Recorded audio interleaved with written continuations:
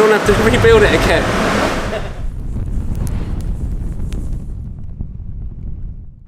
Hello everyone, thank you for joining us down here at Enginetuner HQ in Plymouth. I'm here with a man that many of you will recognise, Mr. Robert Spray. He's here somewhere.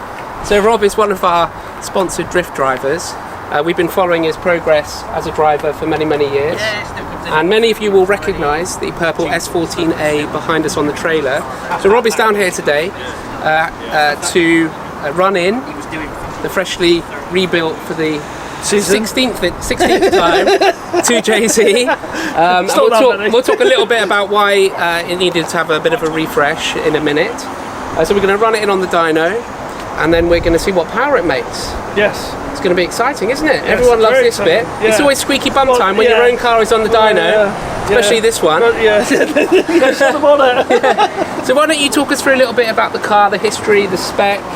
What do you want to talk about? Why we had to rebuild it first? Or? Well, let's start with the positive. Okay, let's talk about the spec first, and then we can talk about why it's here. So, as you all know, he says an S14A. Got a 2JZ, GET, R154 gearbox out of a Mark III Supra, and then a 4.1 Skyline rear diff and shafts.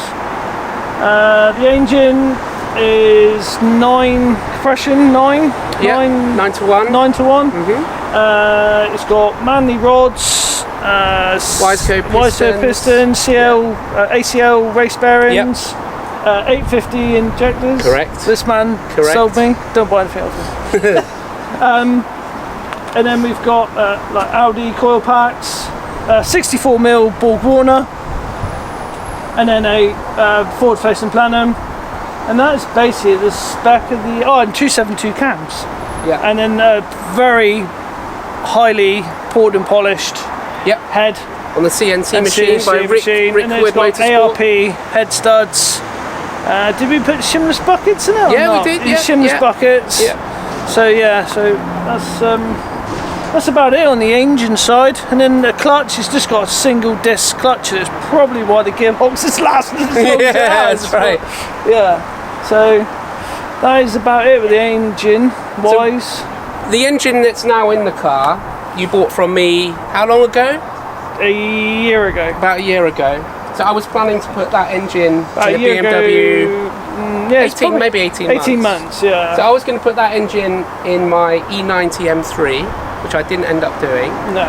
Rob's engine at the time caught fire during the drift competition, and you can see that he's retained the burn for provenance reasons the burn marks.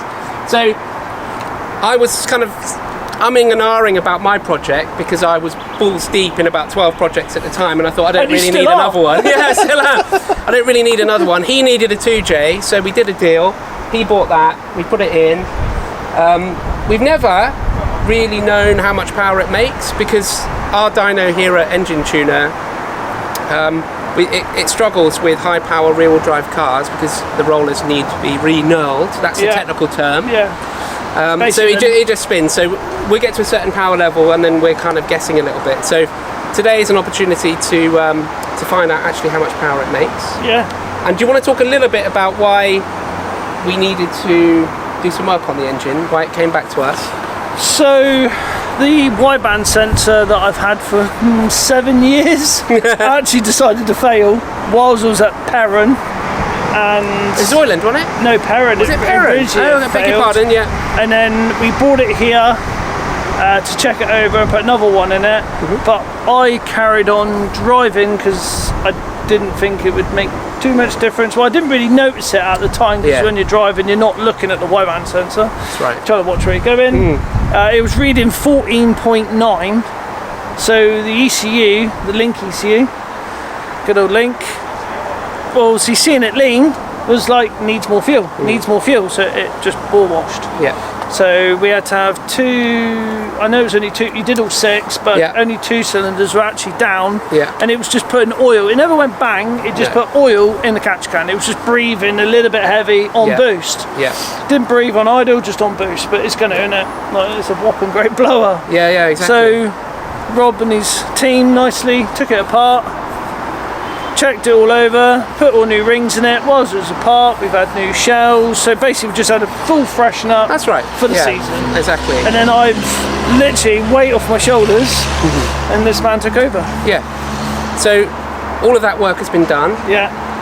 We know what's happened. We always, when you have an engine problem, the important thing is to understand exactly why it's happened. It went wrong, yeah. And obviously Rob had his old lambda sensor on there, his wideband sensor, which we've now replaced. Yes, we put a nice new one on. It just goes to show also just how sometimes how precarious these things are with an engine that's kind of this highly tuned.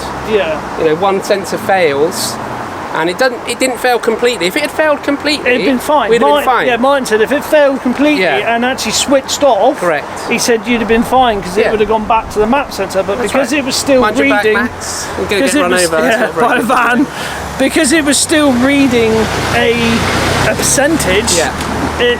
The ECU was like, oh no, we've got to put more fuel in because it was trying to save the engine. So the ECU was doing its job. It was doing its job, and as a result of the faulty sensor, too much fuel got poured into the cylinders. Yeah, it you bore could smell it in the oil. The piston rings on 2 cylinders failed, as Rob said. Yeah. But we've replaced all of those, really given it a nice freshen up, and now we'll see what it does. Yes. Before the season starts. Yeah. Yeah. So hopefully, good numbers. Good numbers. You have to watch the rest of the video to see how we do. Yeah.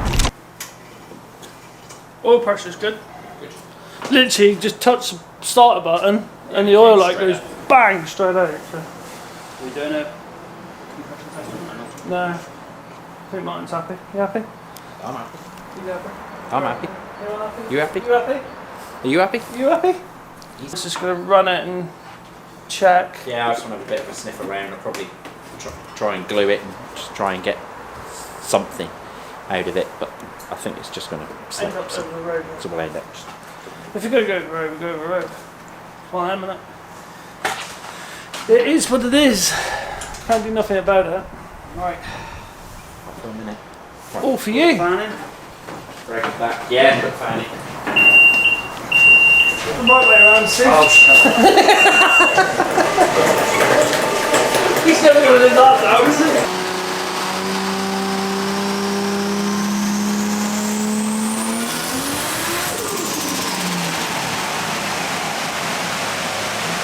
Right, so the car's back on the trailer. No, it's not broken. It just won't grip. So we're going to go up the road to another dyno, and it'll grip in that one because it's an inertia dyno, so it's in the ground. So we'll show you when we get there. So let's go there. What's your estimates then, Rob? Power. Yeah. I'm not overly fussed. I know not fast, but 700 would be nice. Anything round the 7 mark. yeah. You just want that badge, really, don't you? Yeah, I just want that 700 badge. As long as he gets over 7, he can turn it down after that.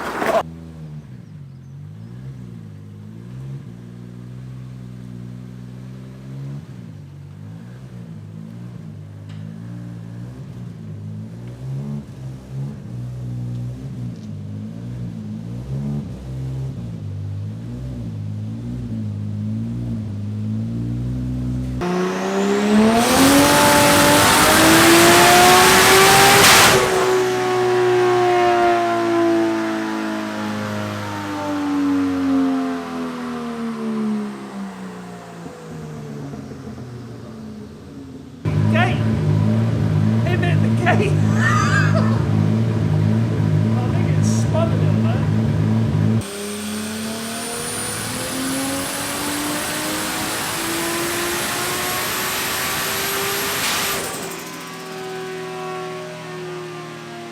You're over speeding the dyno. yeah. It's direct.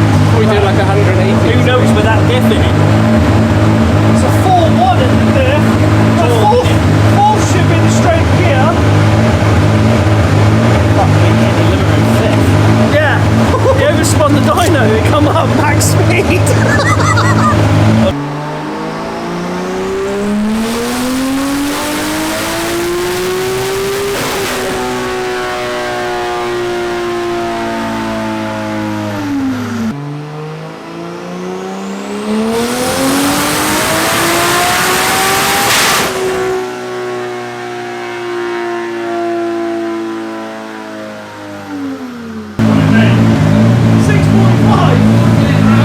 Shame, isn't it? Oh, so close. So close, but so far. Drum roll, please. Fucking hell, they're that good, I can't even get them off. Oh, there you go. Oh, okay. Yeah, that's what I thought. Hang on, I'm just going to try and get it straight. Like that.